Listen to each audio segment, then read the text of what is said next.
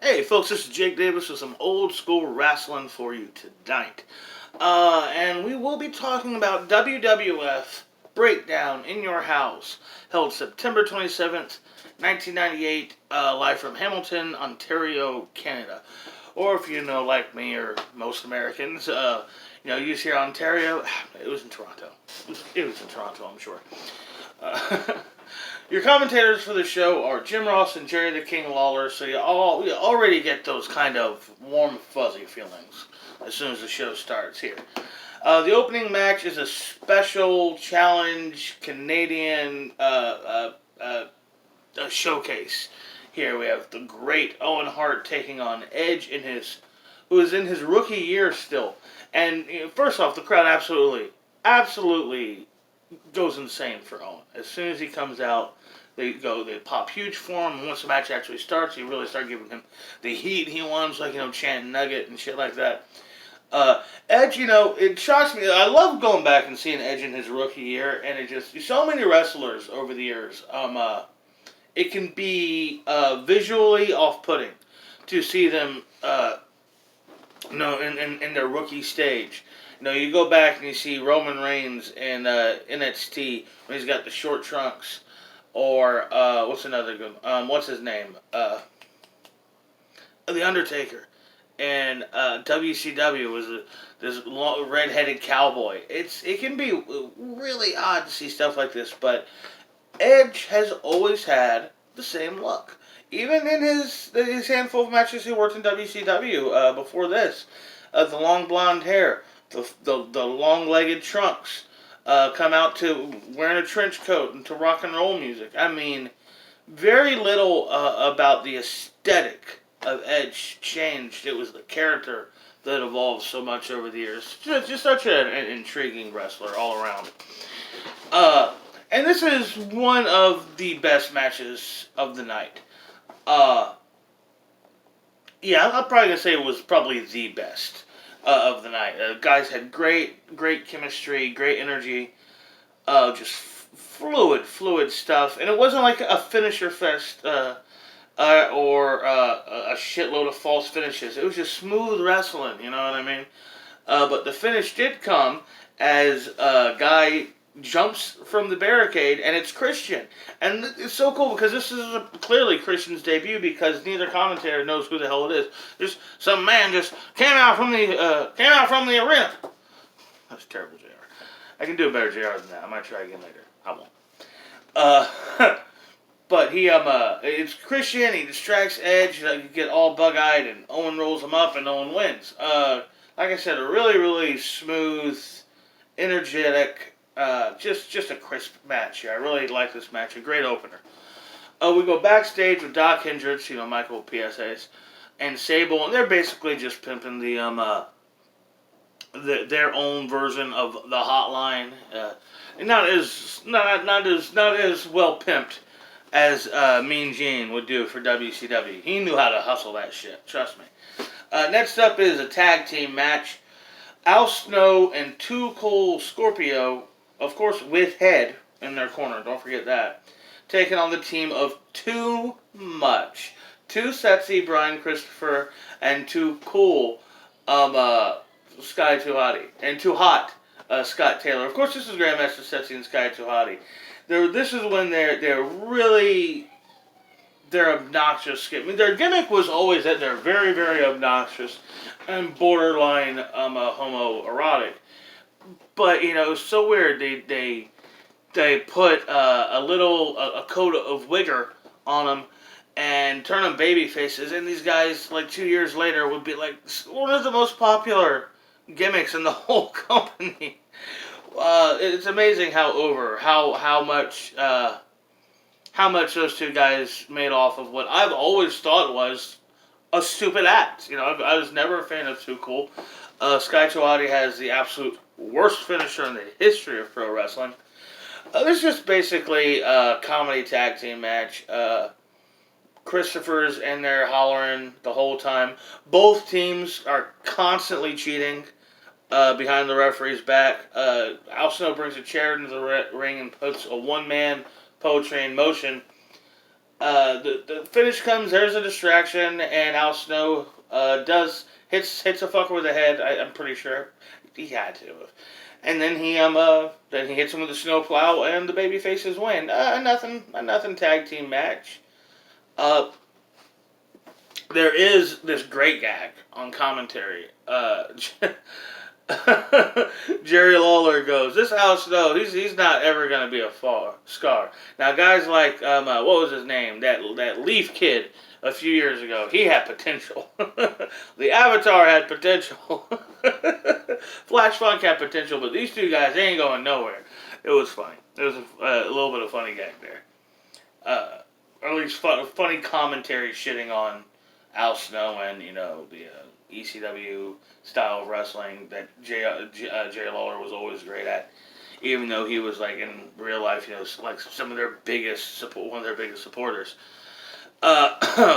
Backstage with Michael Cole, he interviews The Undertaker and Kane. I mean, Kane's there, but Taker just talks, and they're basically they're gonna say they're gonna open the gates of hell, and Armageddon unleashed on the world, and all the first blood children will bleed and burn in eternity. It's basically his way of saying he's gonna win the title tonight.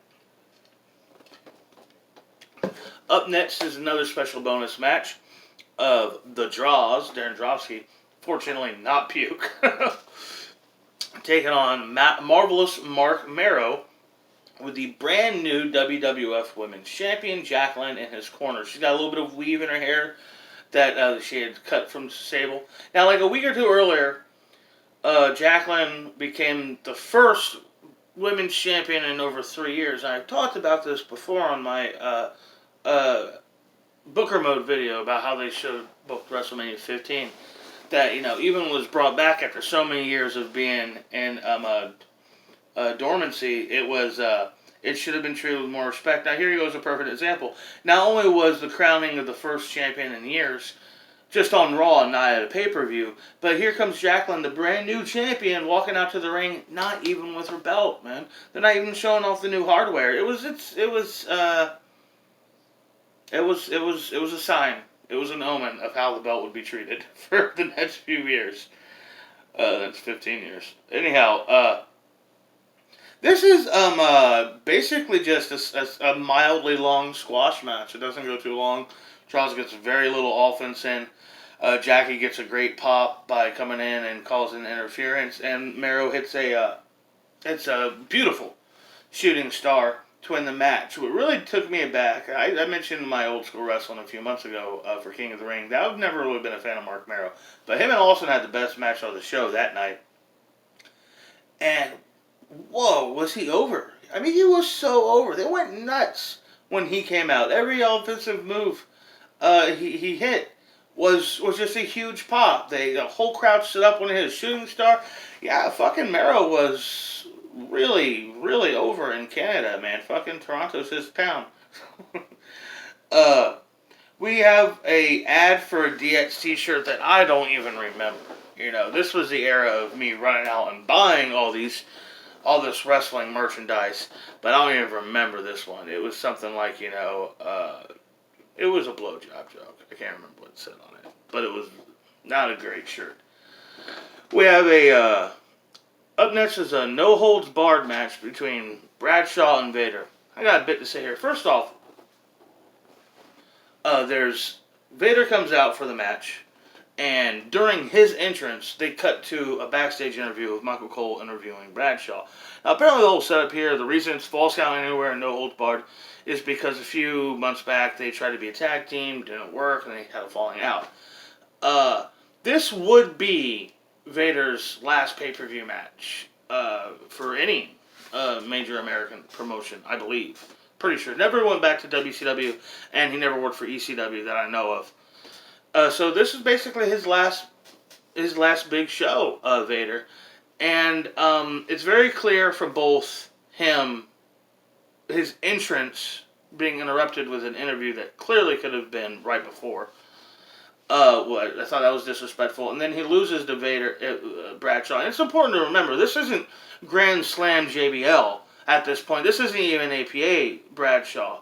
This is just standard Bradshaw fucking C-card tag team wrestler, maybe a tad above a jobber at the moment. They have no plans for him. They have no plans for him tomorrow night on Raw, much less come WrestleMania next year. And here he is, beating a multi-time world champion. It was just to send Vader on his door out the door, not only on his back, but with with him trying to make him look like he wasn't the great star that he was. And it's a damn shame to see that Vader was straight like that. And on top of that, even the gimmick match itself was shit. The gimmick was barely utilized. There's really no weapons used. There's maybe one pin attempt on the floor. It sucked. And it was a real bummer. Up next, we have a backstage interview with Kelly and Tom Pritchard. Even though, again, Pritchard never says a word. Why is he there? I guess they're doing the hotline. They're on the hotline thing. But I guess somebody should have Tom. This is your one time on screen tonight. Say something. But no, I guess not. And also they got the Jason Sensation guy, and he's doing impressions of all the dudes we're going to be seeing later on the night, like Road Dogg, The Rock, Undertaker. And that was just that guy's whole gimmick. That guy got into pro wrestling just by having the gimmick of doing impressions of other wrestlers. I honestly forgot he existed until this segment. Next up is another unpromoted singles match for the show. This is the 5th match of the night, and the 4th match with no heat, no build, and no story. This is bullshit. This is a house show. I'm going to talk about that when I get to the end. But it's D'Lo Brown versus Gangrel, and D'Lo Brown has actually just dropped the European Championship the Monday night earlier to X-Pac, who will be on the card later. And why wasn't that match on the card? Just like with the Women's Championship, crowning a new Women's Champion. If you're going to crown a new champion so close to a pay-per-view, do it at the pay-per-view. Anyhow, this is a very good match. To tell you the truth, these guys had terrific chemistry. Very fast, very hungry. You just need to tell, we got an opportunity. We have an audience here. Canada loves their wrestling. Let's go for it, The finisher was Mark Henry causes a distraction. D'Lo hits the lowdown and picks up the win. I was a little confused, who the fuck's the heel in this? Because they're both heels. A militant racist or a vampire monster. Up next is my second favorite match of the show. A number 1 contender, triple threat, steel cage match. The world's most dangerous man, Ken Shamrock, versus Mankind versus The Rock. Hell yeah. Hell yeah. What a great collection. And it's in the big blue steel barred cage, that had like the big openings. It's not like the fence. It looks so much sturdier and harder when guys hit it. Oh, I love that fucking cage. And right before the match, there is 3 really quick promos. All 3 guys had cut a real quick promo, one back to back to back. Good build, good excitement. You're ready for this match by the time the bell rings. And the crowd was white hot for it and 100% behind The Rock. There's a lot of great 3-man spots. Like I love a great bit where like Shamrock got Mankind in an abdominal stretch. And The Rock comes behind it and gets him in the stretch. That was great. Great spot where The Rock hit people's elbow on both dudes at the same time. Somehow, Mick Foley was able to get a chair into the ring. I guess I missed it exactly, but he gets a chair into the ring, lays out Ken Shamrock, goes to climb over the ring to escape the cage to the top, and while he's going through all that hummer-huroo, Rocky pins Shamrock and wins the match and becomes the number 1 contender.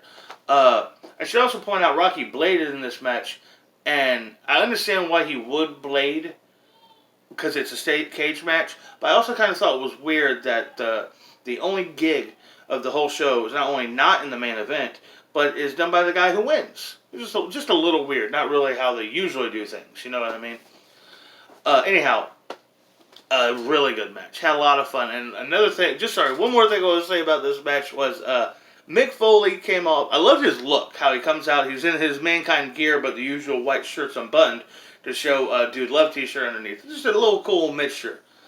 But him having both guys laid out and climbing over the top of the cage and taking a day and a half to escape soured my dad on Mick Foley for like a year and a half, man. He's just like, he's stupid. He's just a stupid fucking teddy bear. There's a commercial for the next pay-per-view, Judgment Day, which kind of threw me off because, Judgment Day was traditionally in May, but, this was hyping the October pay-per-view, so it was just a little, like, oh, wow, I didn't remember there being the Judgment, didn't remember it being a fall thing at any time. But this is also at the same time the last stretch of In Your Houses. There's only going to be like maybe 3 or 4 of them after this, and then they're just going to go start calling every monthly pay-per-view by its new standard name. Excuse me. Next up is probably the most personal match of the whole show. It's a grudge match, honest, genuine grudge match here with build and emotion and a fucking story. Like a pay-per-view match kind of should have. And it's Dustin Runnels, taking on Val Venus with Terry in his corner. Now the whole build here is they're kind of both heels, make it very clear, but the de facto heel babyface is Dustin because of what's being done to him. He has denounced Goldust and all of his deviant ways, and he's trying to find his way back to the Lord, and he's also being really sanctimonious and shoving it down people's throats and really putting everyone off while he does it, as one can do. And meanwhile, you have Val Venus, who is a sexual deviant. He's a porn star. He's a spatter ass. He has no problem banging a married woman and, her underage daughter at the same time. He is a pervert. Pervert. And so Terry comes to us, and he's had a relationship with Terry. And of course, Goldust and Terry have been having a tumultuous relationship, slowly falling apart. She's been off TV for months, way back during, ever since SummerSlam of the year before. The slow fall apart of their relationship. They may have actually already been divorced in real life. I'm not sure, but Terry comes out, and this was like the dawn of that era of Terry. She was Alexandra York, and then she was Marlena, and she was always very, very, very attractive. But this is when she just fucking went apeshit with the sex kitten angle. Which is, I kind of wish we had at least one of those still around. Not just because I'm a pervert and a pig, because, I am. But this, come on, man. Wouldn't you like some more variety amongst the female characters on the show? This is the bitch, this is the shoot fighter, this is the funny girl, and you can only be one of those 3 things. There's the, but yeah, when she comes out and her dress, there's not a lot, there's some left in the imagination, but not too much. And nobody's watching the match. That's a shame. It's good in-ring work. These guys had fine chemistry, but no one is watching the match. The commentators are talking about the way Terry is dressed. Everyone in the audience is just hooping and hollering and whistling at her. You see the whole front row just staring at her. The fucking referee isn't watching the match. You know what I mean? Eventually the finish comes where,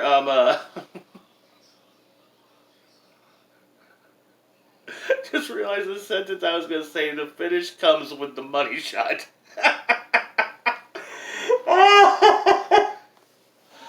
Oh my god. Oh shit. Anyhow, yeah, he hits the money shot and it's over, and their feud would continue, and eventually he would the monstrousness of it all would bring Goldust back out of Dusty, and he would play his proper role again. I even love how even modern day today in AEW, he's going by the name of Dustin Rhodes, but he's still Goldust. You know what I mean? The way he dresses and everything. Next up is in our semi-main event, is a 6-man tag team match where we have Jeff Jarrett and newly dubbed Southern Justice, which are of course just the Goblins with a new gimmick, taking on D-Generation X, which is the World Tag Team Champions, Road Dogg and Billy Gunn, and the European Champion, X-Pac, who just won the title last Monday. And this is a running feud between Jeff and X-Pac. And X-Pac takes most of the punishment in this match. They really lay it on heavy. It's okay. The problem is I don't really think either Goblin were particularly good wrestlers. Jeff's great. Sean could have a terrific match. Billy Gunn is excellent. And, Road Dogg... Road Dogg could take a beating. He could bump for you. But, this is just... It's okay. It's a tag team match. I think I would have much rather seen a tag title match, a European title match, a women's title match.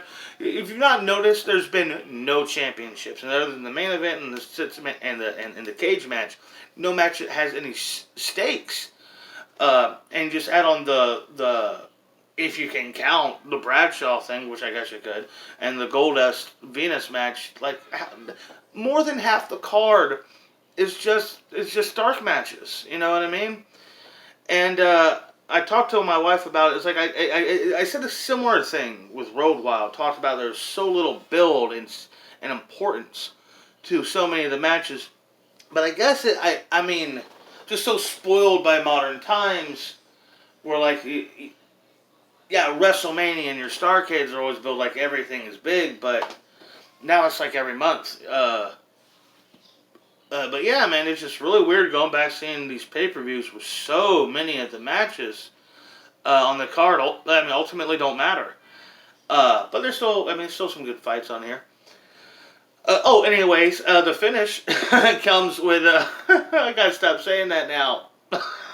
I just started rephrasing myself. Yikes. The finish of the match is Billy Gunn gets Irish whipped. Henry Goblin puts his head down. A lightning quick out of nowhere. Beautiful famouser. And the X win. After the bell, on the floor, X-Pac still takes a guitar shot to the dome because Jeff Jarrett is a dick. One of the greatest villains of pro wrestling, if you ask me personally. Time for the main event. WWF World Heavyweight Championship. Stone Cold Steve Austin versus Triple H versus Kane versus The Undertaker. Real quick, that's another thing. Triple H was on the poster for this and was the Intercontinental Champion at the time, but he was injured. He couldn't make the show, and I believe the next night on Raw or very shortly after this, he would end up being stripped of the title. But yes, I meant to point out that earlier during the DX thing. Anyhow, the triple threat here for the WWE title, WWF title, Stone Cold, Taker, and Kane. Now, the gimmick to this triple threat is Stone Cold can retain the title by defeating either guy, obviously, but Taker and Kane cannot pin one another. They have to beat Austin. So it's called a triple threat, but this is a handicap match. Straightforward, even in the rules. Great opening. I mean, really awesome match package where, I can't remember if it was during this match or the opening, but they're having Vince's talking, and they're kind of splicing in with footage of like JFK and Dr. King, and he's just like, just tell us the level of McMahon's ego at this point, why don't you? Could you spell it out, make it any clearer? Kane comes out, full-fledged entrance, real badass, everybody's stoked, the fire and brimstone, gotta love Kane. Taker's coming out doing his, he's not quite the cult leader at this point, but he's starting to use that music by this time. And he's hit blindside by Austin with a steel chair during his entrance. Austin ain't fucking around with his entrance, he's taking the jump right now, and the match is on. Love that kind of shit. Very similar to what they did with the triple threat at Payback this last weekend. Unpredictable style, guys jumping each other and shit. Not the traditional everybody come back out, ring entrances, ring the bell, everybody circle kind of thing. Just a brawl. I like that. And this is all over the arena. And they use anything that's not fucking nailed down. They're each other with chairs, steps, ring bells. They're slamming into the barricades, slamming into the ring posts, slamming into the tables, fighting up there by the entryway. Eventually, McMahon and all the Stooges come out, and I had forgotten Sergeant Slaughter was with the Stooges at this time. Totally forgot that. Austin hits stunners on, well, everybody, but just can't get a pin. Uh, Eventually, Taker and Kane start fighting over who gets a pinfall, fighting each other a little bit, but they can't pin each other. Eventually, Austin gets the attention back on him, but they catch him in a double chokeslam, and both Taker and Kane, back to back, leaning on each other across Austin's chest, get the 3 count. And all the confusion, all the mass hysteria, McMahon sends one of the Stooges down real quick, grabs the belt, brings it to him. Austin runs out of the arena. McMahon runs out of the arena with Austin chasing him, gets in a limo, drives off, shooting him the fucking bird. This isn't yours anymore, Austin. That kind of shit. That's how the show goes off the air. As a kid, I thought it was a cool ending, but I was always disappointed that wouldn't it have been awesome if Taker and Kane were the WWF champions simultaneously, and you either had to beat both guys at the same time to get the belt, or you never knew which one you were going to be fighting, that kind of thing. I think they could have had more intrigue and just stripping the title of them the next night. Because when you have a situation where the IC champion has to drop the belt for a real-life injury, maybe you shouldn't strip the world champion for kayfabe storyline shit at this time. Put that off. It's just a thought. Anyhow, I mean, it was a fun show. It was the Attitude Era, man. You know, the energy is insane. The crowds are hot. The fucking wrestlers are over. It was the best year ever for pro wrestling. I hope y'all folks like this video. Next month I'm going to do an October pay-per-view. I'm going to try to do something. Like I said when I started these old school wrestling, I didn't necessarily want them to all be just retro pay-per-view reviews. So I'm going to get some out by the end of the month, maybe even by next week, if not earlier, of something far more positive, talking about a wrestling rivalry. I'm not going to tell you which one yet. But next month, I don't know what I'm going to do. I'm definitely going to do another October pay-per-view review, but since I've seen things, I've just revisited 2 shows in a row that were very nostalgic and had sentimental heart. Oh, I didn't even mention, Breakdown was the first WWF pay-per-view I saw as a kid. This is my first show I got to see from the World Wrestling Federation, with a month earlier, WCW's Road Wild getting to be my first one. And just, you know, they're both great shows, and because Road Wild was the first one, I was more of a WCW kid, and they had DDP, Sting, Goldberg. Those were my guys. I kind of leaned towards that one, but we're talking just pure main event status. I mean, it's hands down. I mean, Hogan and Bischoff versus Leno and DDP, or Taker, Taker, Kane, and Stone Cold in a triple threat. Yeah, there's no contest, really. But yeah, I hope y'all enjoyed this video. Like I said, not really sure what my October review is going to be, but I don't want to go for something nostalgic. I want to see something that I most likely haven't seen before, or maybe only saw once long ago, but definitely has some kind of importance in the history of wrestling, and not just something to me. Anyhow, I'm Jake Davis, and I'll catch you on the fly.